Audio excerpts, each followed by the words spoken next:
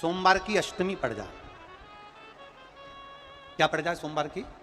जम के बोलो जरा। अष्टमी। या तो सोमवार की अष्टमी पड़ जाए, या हर महीने शिवरात्रि आती है, हर महीने आती है, या तो सोमवार की अष्टमी पड़ जाए या फिर सोमवार की शिवरात्रि पड़ जाए, हर महीने आती है।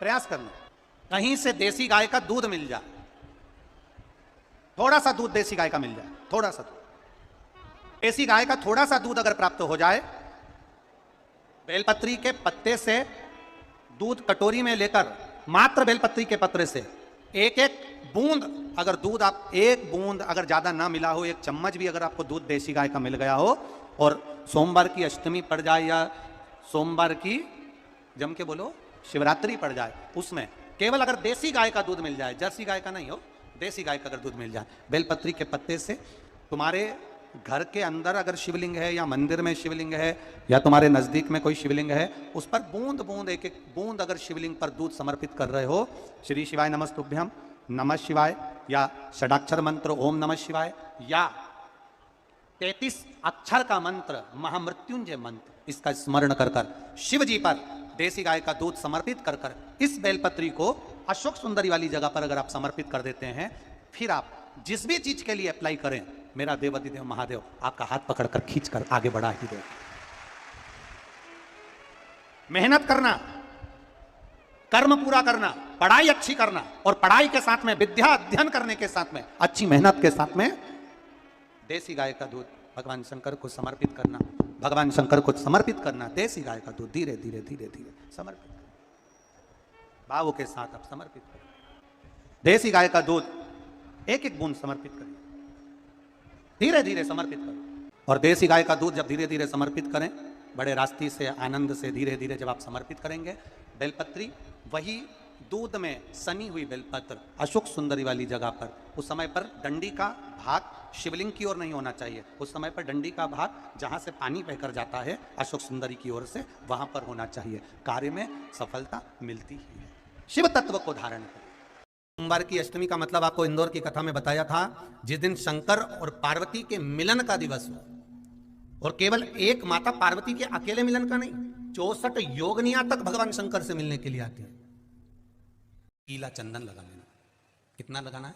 बीच वाला जो पत्ता है उस पर पीला चंदन। जब आपको लगे कि मेरा जीवन बहुत कष्टमय है, अब ये रोग, अब ये कष्ट दूर ही नहीं हो रहा, अब ये आए दिन तकलीफ पर तकलीफ बढ़ती जा रही है, आए दिन रोग बीमारी, पैसा घर में बच नहीं रहा, बहुत कष्टमय जीवन है, इसमें लगाओ पीला चंदन बेलपत्री की बीज पत्ती पर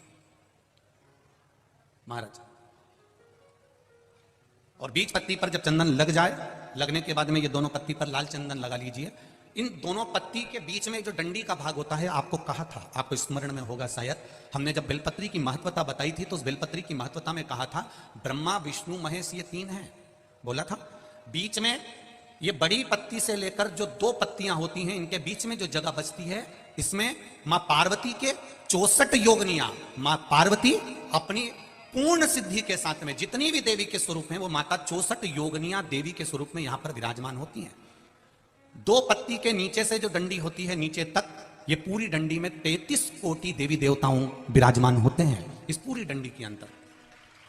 तो ये बीच वाली पत्ती है, ये जो बीच वाली पत्ती का जो भाग होता है, इस पत्ती के भाग में शहद का प्रयोग कर कर, यहां पीला चंदन, लाल चंदन, लाल चंदन, शहद का प्रयोग कर कर, इसी तरह से पकड़कर ये बेलपत्री की जो डंडी है वो अशोक सुंदरी पर जब आप समर्पित करें, तो जहां से जल बहता है उस ओर पर इस पत्ती को चढ़ाकर केवल आपके हृदय की बात कहकर देवाधिदेव महादेव से कोई भी शिव जी का मंत्र, पंचाक्षर नमः शिवाय, षडाक्षर ओम नमः शिवाय, श्री शिवाय नमस्तुभ्यम, या महामृत्युंजय मंत्र, जो शिव का मंत्र हो आपके पास में, उसको बोलते हुए देवाधिदेव महादेव को धीरे धीरे जल की धार चढ़ाना प्रारंभ करो।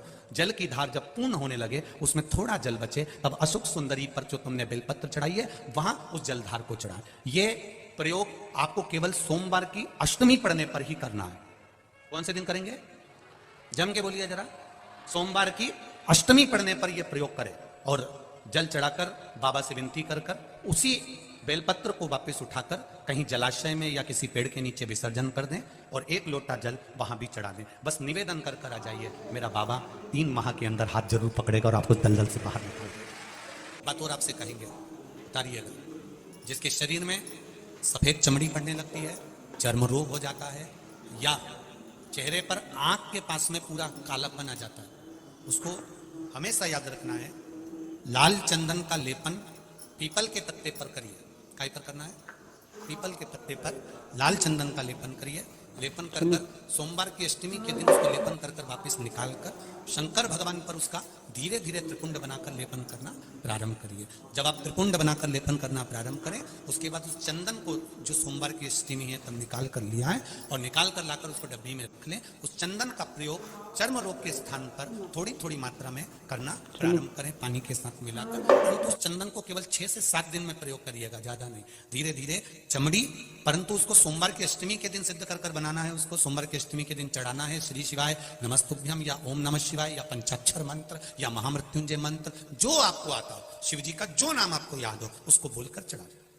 उसको लिया, फिर उसको अपने शरीर पर लगाना प्रारंभ करो। उसका फल आपको 15 दिन के अंदर धीरे धीरे धीरे धीरे प्राप्त होना प्रारंभ हो। लाल चंदन का प्रयोग शिव जी के लिए अवश्य।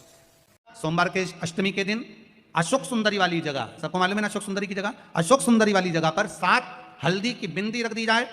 लड़का लड़की जिसका विवाह नहीं हुआ उसका हाथ रख दिया जाए और वही हाथ के छापे पीपल के वृक्ष पर 5 लगा दिए जाएं। महाराज 3 महीने में उसका विवाह पक्का हो जाता है। सोमवार की अष्टमी का इतना भाव है, सहज नहीं है सोमवार की अष्टमी। शिव और आद्य शक्ति का मिलन है सोमवार की अष्टमी, भगवान शंकर और पार्वती का मिलन। ऐसी कौन सी कामना है जो शिव पूर्ण नहीं करते? बस आपका विश्वास, आप उस पर भरोसा करना तो पूर्ण करना, पूर्ण भरोसा